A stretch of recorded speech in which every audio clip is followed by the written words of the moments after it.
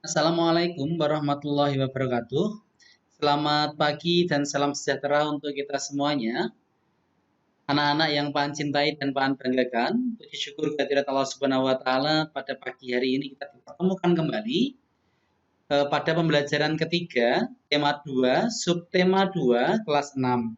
Masih bersama Paan, kita akan belajar. Baik, sebelumnya kita akan berdoa menurut agama dan kepercayaan kita masing-masing. Berdoa mulai.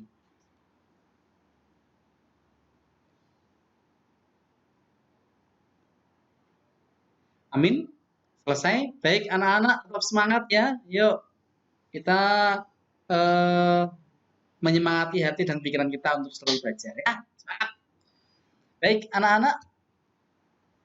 Tujuan pada pembelajaran kali ini adalah nanti kalian mampu mengidentifikasi ciri-ciri kalimat efektif pada teks semangat persatuan di masa persiapan kemerdekaan Indonesia. Kemudian kalian juga mampu menulis peristiwa penting tentang semangat persatuan dan kesatuan dalam bentuk peta pikiran, tidak asing lagi ya, peta pikiran.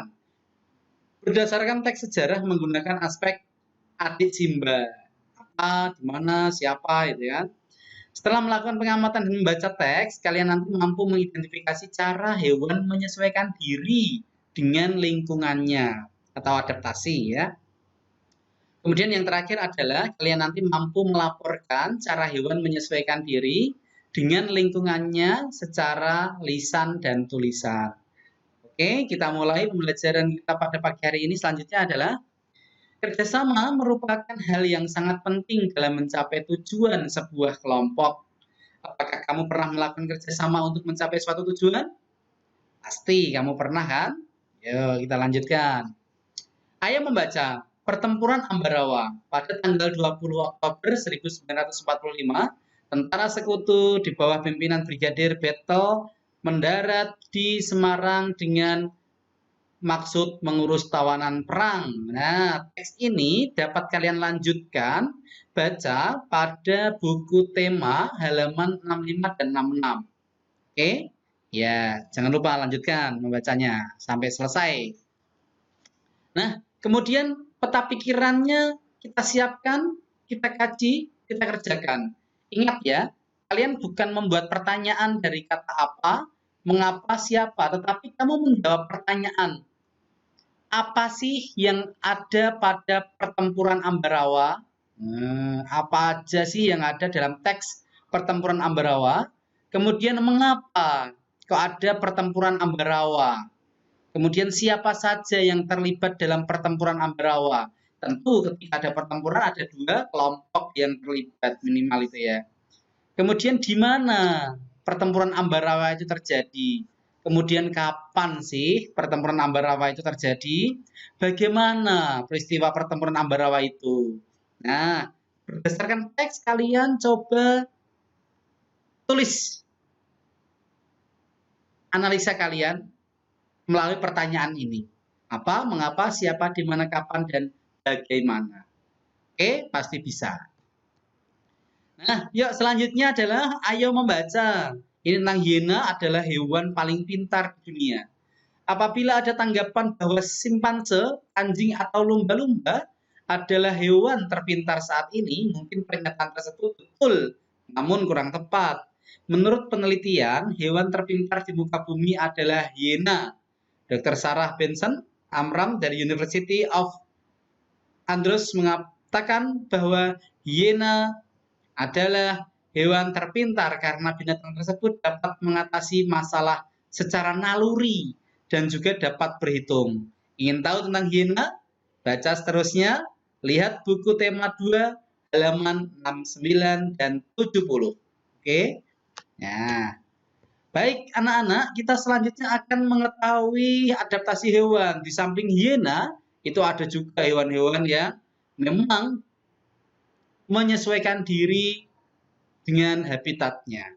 Contohnya ini belalang sembah. Ini melakukan kamuflase atau penyamaran. Hewan ini menyesuaikan diri dengan kondisi tempat yang sesuai dengan tubuhnya, misalnya belalang daun dan belalang sembah. Belalang sering hinggap pada daun untuk menyesuaikan warna dan bentuk tubuhnya. Misal warnanya tubuhnya hijau, maka dia akan menempel pada daun-daun yang warnanya hijau. Ini namanya penyamaran.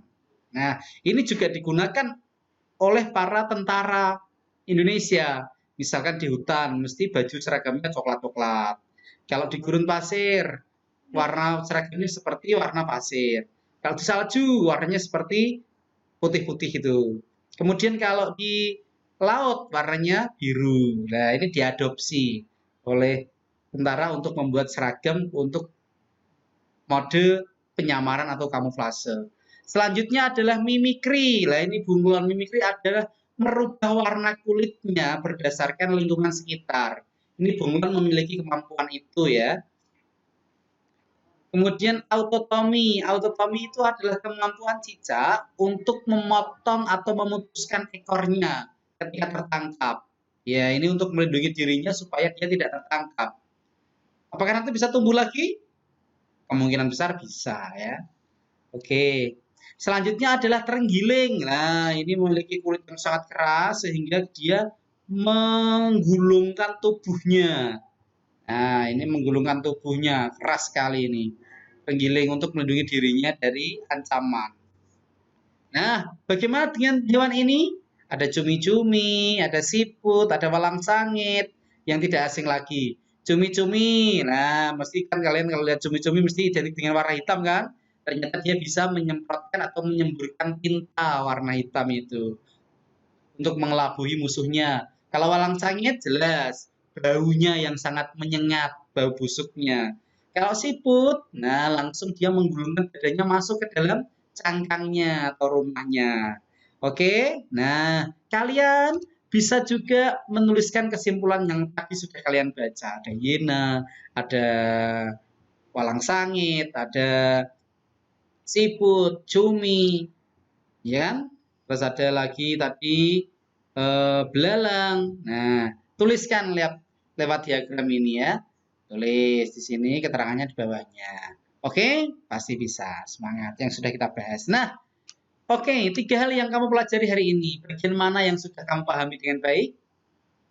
Oke, bagian mana yang belum kamu pahami? Apa rencanamu agar kamu lebih paham? Sikap apa yang dapat kamu contoh dan kamu terapkan dalam kehidupan sehari-hari?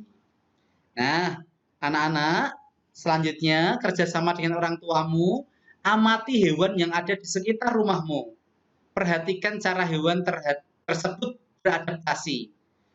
Nah, tulis ya laporan berdasarkan pengamatanmu. Contoh nih ada kucing, kan? Kok dia mengendap-endap, telapak kakinya itu ada peredam supaya dia tidak ketahuan oleh mangsanya. Kukunya yang tajam itu kucing. Tikus, ya toh. Ada lagi kucing itu bulunya cepat lepas, rontok supaya yang kena bulunya gatal-gatal. Ada lagi burung, burung apa yang ada di rumahmu. Nah, nanti kerjasama dengan orang tua boleh bertanya jawab di sana. Oke, baik. Nah, demikian dari Pak An. Terima kasih. Sampai jumpa lagi di lain kesempatan. Tetap semangat, jaga kesehatan. Kalau keluar rumah, protokol kesehatan berjalan, rajin cuci tangan dengan sabun, makan makanan yang bergizi, selalu minum air hangat. Ya. Jangan lupa tetap anak-anak beri komentar pada kolom komentar dengan absen atau mengisi nama dan kelas serta nomor presensinya. Oke, sampai jumpa lagi di lain kesempatan. Assalamualaikum warahmatullahi wabarakatuh. Salam pendidikan.